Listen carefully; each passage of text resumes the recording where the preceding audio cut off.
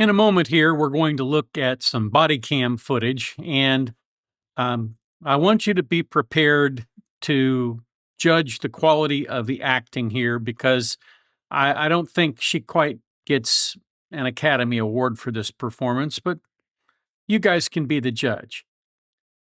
I'll have more in just a moment.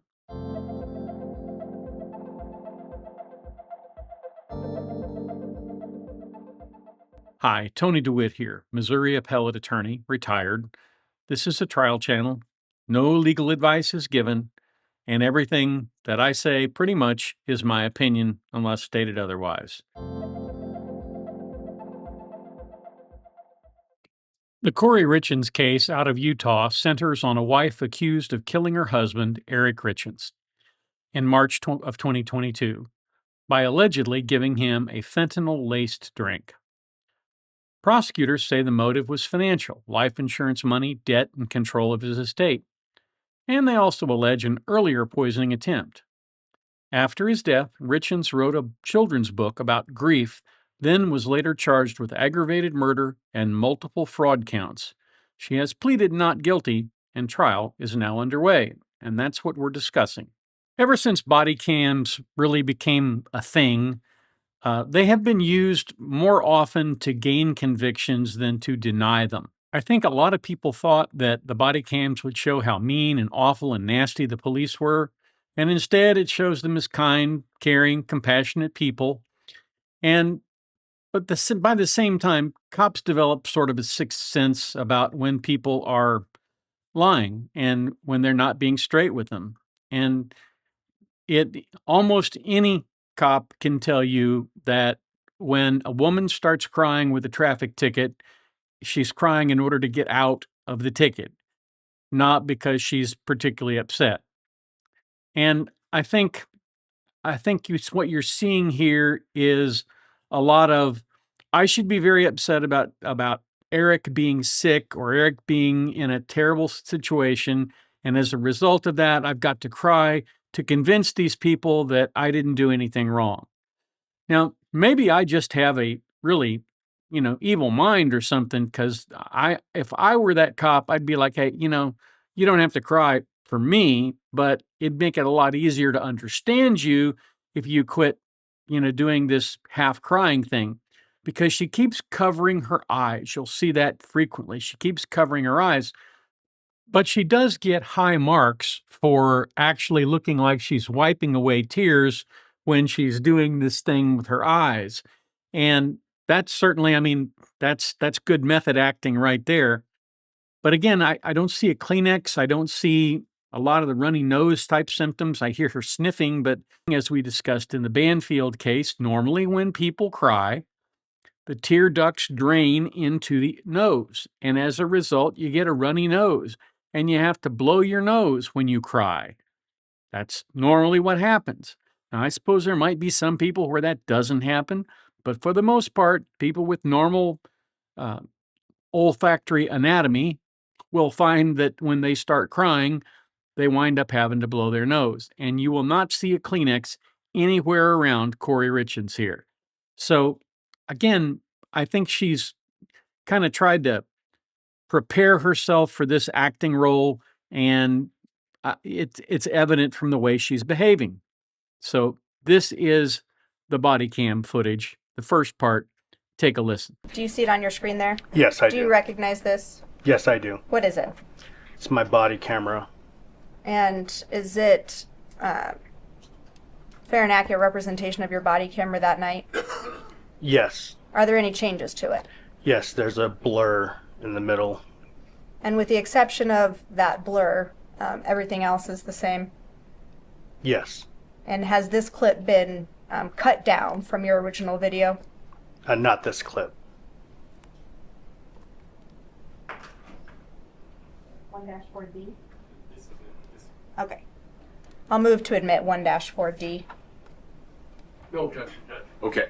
1-4D, as in David, is admitted. And published to the jury, please.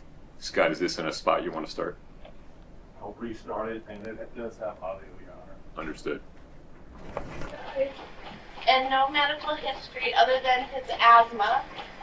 I mean, his Lyme disease, but I mean, it's painful sometimes, and medicine for it. What does he take? What medicine does he take? I don't Can know. you find it and tell us?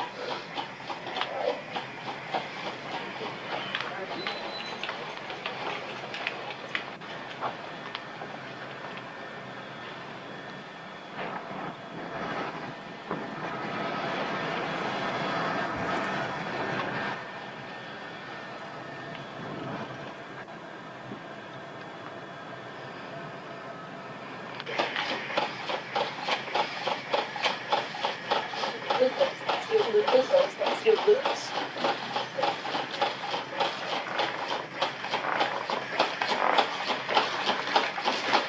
Although you can't see it, that clickety-clackety sound that you're hearing there, I believe, is a cardiopulmonary resuscitation thumper that they're using to try and resuscitate Eric.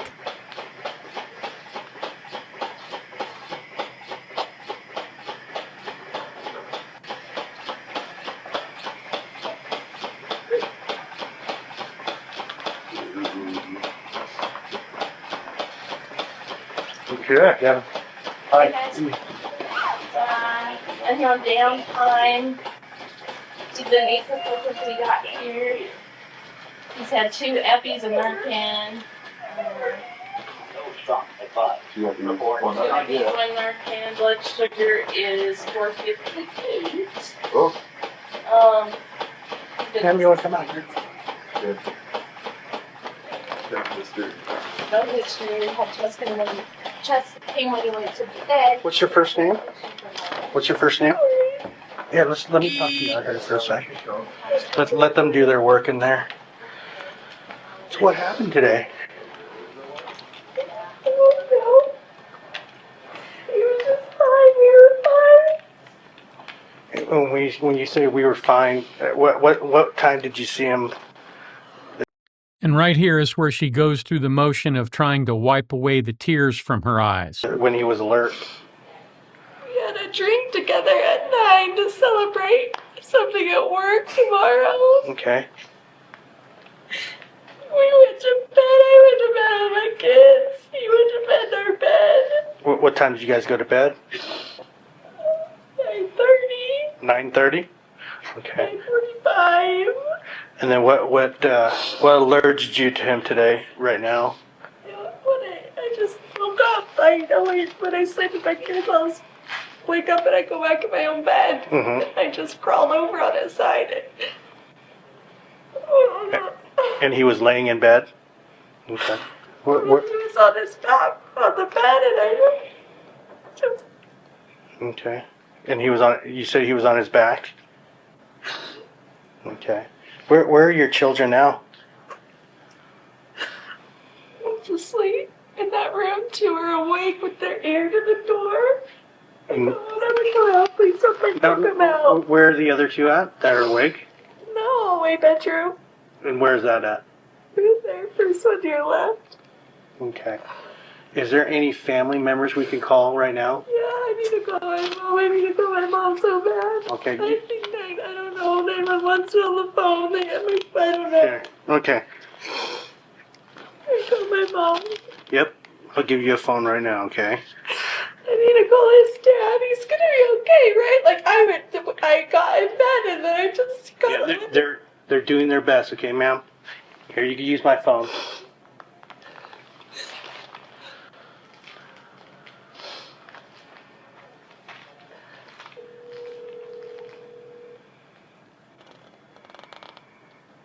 Mom.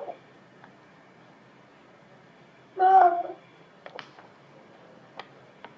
Mom. Yeah. Go to my house. Go to my house. What's going on? I don't know. Something's wrong with Eric. The police and girls are here. I don't know what's happening. He wasn't breathing. I don't know. Who? Eric. Where's he at? He's at my house. He's at my house. Can you go away? I'm on my way.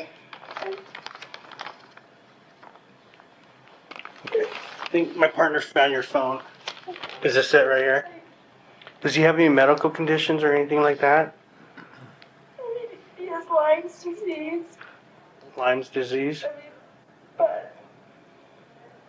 Nothing major, like, Okay. So no heart problems or anything like that? no, he just said his chest was hurting when he went to bed, but that's, not, if he doesn't drink enough water, when he gets on the bike downstairs, I don't know, it didn't really make sense.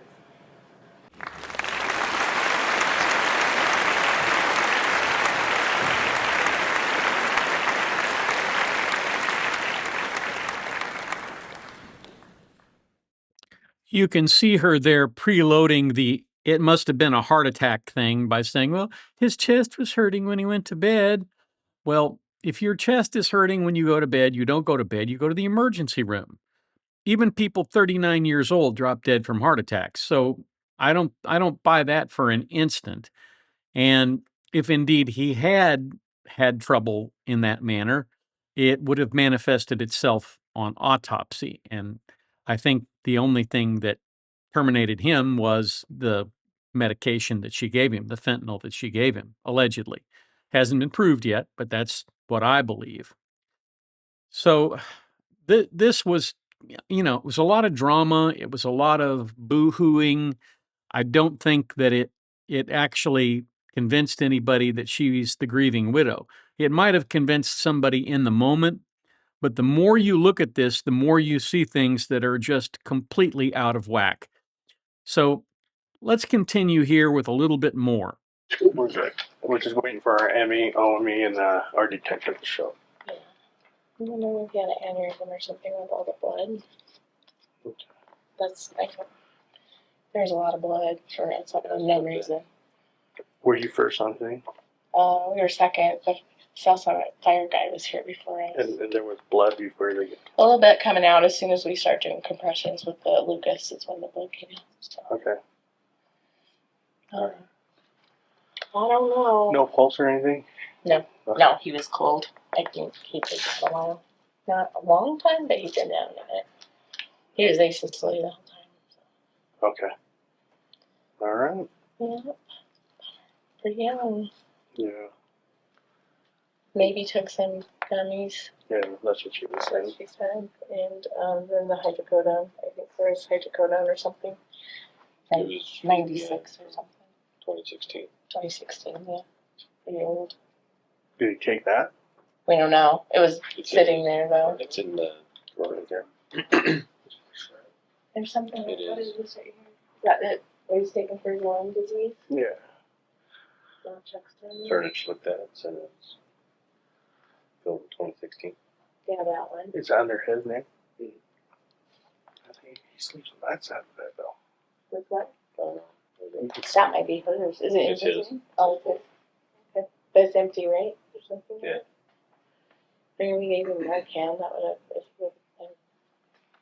search pipeline over there. And then you arrived. He was already on the floor. Right? Yeah, she had pulled him down to the floor. Kouri? I'm going to need to ask you some questions real quick, okay? Has he ever been in the military? No. No. Does he use tobacco? No. No. And what does he do for a living? He owns a stonemason company.